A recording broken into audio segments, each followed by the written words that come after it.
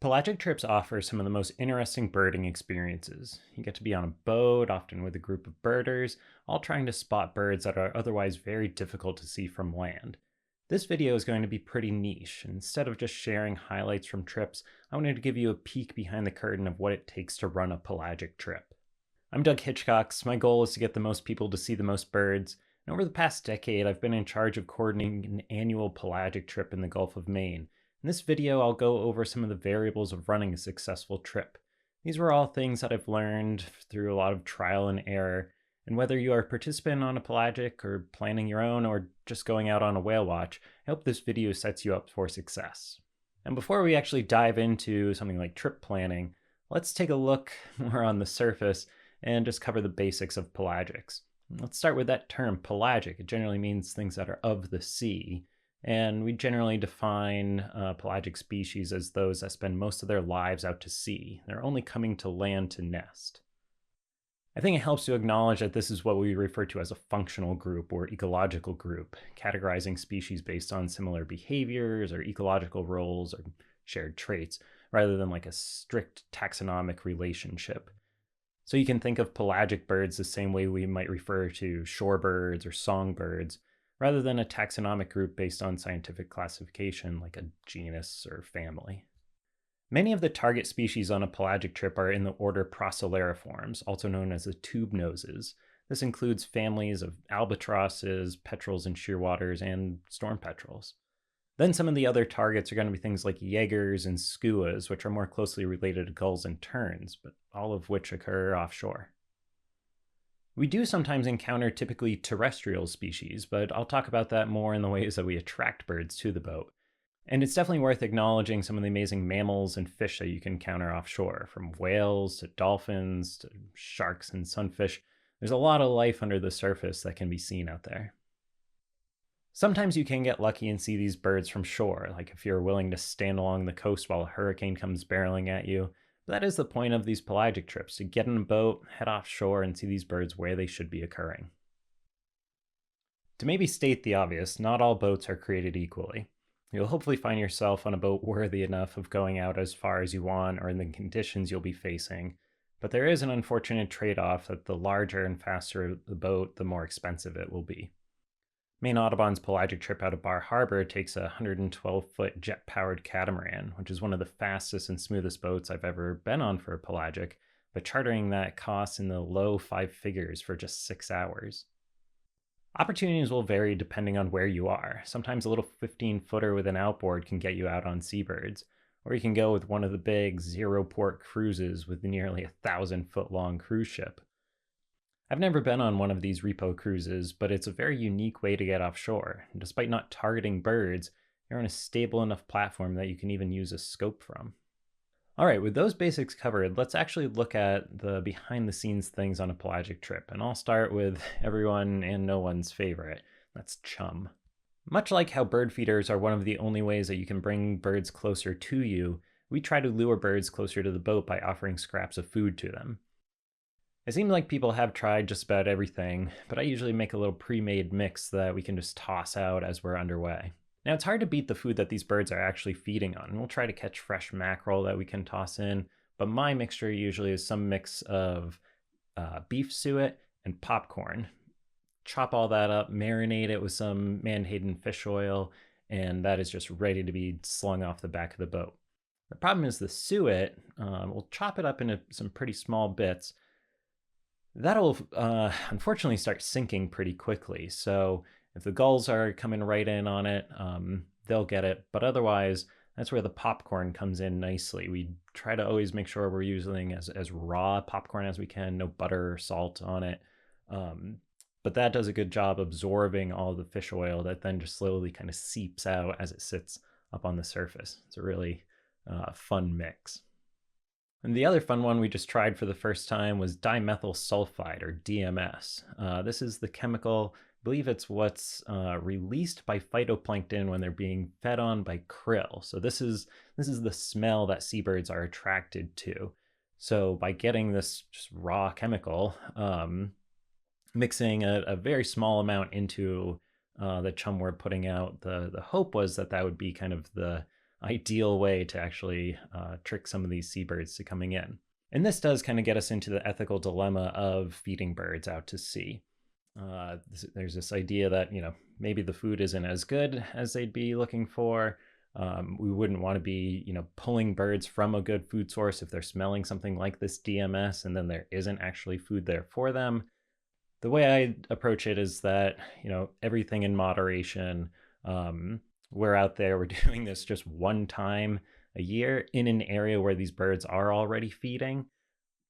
Not overdoing it. Again, I think everything in moderation, but let me know in the comments what you think. All right, as I mentioned before, sometimes you'll encounter songbirds out to sea. These are usually birds that were migrating overnight and still find themselves out over the ocean after sunrise. And we'll also see these birds during foggy conditions, ones that were probably a little disoriented and just found themselves out over water. And I've actually been on some pelagic trips where we've seen more songbirds than actual seabirds, but that's what you get sometimes. And while most of these songbirds are just going to zip by at full speed, they'll sometimes come and land on the boat. They can be tired enough to tolerate people, even at close range, but they'll usually take off pretty quickly because there isn't any suitable habitat for them. Which is why we bring some greenery with us. Usually the bigger the better, and getting a tree on board can be a little challenging. One year, one of our guides dug up a spruce tree from his yard and we put it up on the top deck, and sure enough, it attracted a few birds, including a cedar waxwing that we encountered almost 30 miles offshore. More recently, bringing a little foliage was a bit of an afterthought, but my buddy Michael came through and clipped some branches en route. Apparently this stuff was just growing on the edge of parking lots. A few branches and a packet of zip ties and we were ready to go. Unfortunately, traveling at 30 knots, these branches were hanging on like a band-aid in the shower. Sticking for now, but everyone knows it's just a matter of time. Maybe a little less interesting, but also worth talking about, is how we communicate on the boat. I've been on some trips where guides just yell, which works if the boat is small enough and participants are within earshot, but with all the engine and wind noise on a boat, this sometimes becomes pretty quickly impossible. We find two-way radios do have adequate range for most boats. Guides will usually quickly call out birds before relaying to others on board, and more importantly, making sure that the captain has a radio so that they know what birds to chase down. Sometimes participants will bring their own radio so that they can listen into what the guides are calling out, but I'll give the quick recommendation to make sure you lock your controls. Now don't get me wrong, everyone wants to know if you spot a good bird, radio it in, but one of the most common errors with radios is the errant tapping of the push to talk button. This causes everyone's radio to beep, except yours, so you don't know you're doing it. And this often happens if you're leaning against something or your binocular strap is hitting that button and everyone's just going to hear that beep, beep, beep over and over again, and that can really be distracting on these trips. Now the weather can make or break a trip, and while this could be a whole nother video, I figured it was worth at least just mentioning some of the important aspects here. The sea height is going to be a big factor, especially in smaller boats. Usually by the time you're over 4-foot seas, you're really going to be feeling it, and the odds of getting seasick are going to go up substantially. I don't think I've ever met a boat I haven't been sick on, and I know that that 4-foot mark is about where I'm going to start feeling green, but there is one other important number to look at with the height, which is the period or length of a wave. The length of a wave is the distance between successive peaks, but you'll often see this expressed as a wave period. That is how long it takes to go from one point, we'll stick with the peak, to that same point on the next wave. I really wanted to mention that here because I've been on some trips that had forecasted waves of 4 to 6 feet. It sounds pretty rough, but instead of choppy waves, they were actually really smooth swells because the period was so long.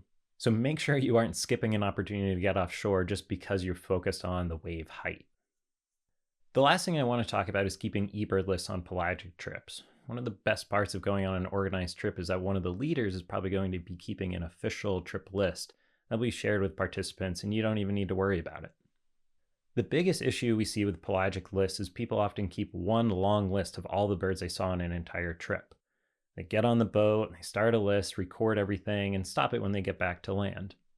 While that might sound like an average birding outing, you get out of the car, you keep a list as you walk around, you stop it when you're done. The big difference is the distance covered and the change in habitats. That distance component is probably pretty obvious. Some boat trips can travel over 100 miles, so plotting all those species over that distance at a single pin is really going to throw off the distribution maps of where those species actually were. And since people often plot those lists where they started, we see a lot of pelagic species, those that should be miles offshore, plotted as if they were seen right at the dock. So the solution is to keep shorter, segmented checklists. eBird encourages you to not go over 1 hour per pelagic list, but depending on the speed and distance traveled, I would encourage you to keep it closer to like 30 minutes. So shorter times are good, but also being aware of habitat is even better. On the surface, this might sound a little funny because from the surface, the ocean can all look pretty similar. But underneath the boat, there may be canyons, ridges, or banks, and that's the reason that those birds or mammals are attracted to that area. That cold water traveling along the bottom of the ocean hits these ridges and forces it to the surface, creating an upwelling that brings that nutrient-rich water and food to where the birds can reach. These areas are often where boat trips will target and actually spend more time, so breaking up your checklist to properly plot birds in these habitats is really helpful. And anyways, your long list plotted on shore are probably just going to get invalidated in eBird anyways. Before ending this, I just want to say a huge thanks to everyone supporting this channel. I hit 1,000 subscribers a couple weeks ago, right on the 6-month anniversary of starting the channel. You can really help me with my goal of getting the most people to see the most birds by hitting that subscribe button. And while I'm not a huge fan of balloons, especially as we're talking in this offshore context, I do want to end with a big thanks to my wife for this very thoughtful surprise and being my biggest supporter. Thank you all for watching.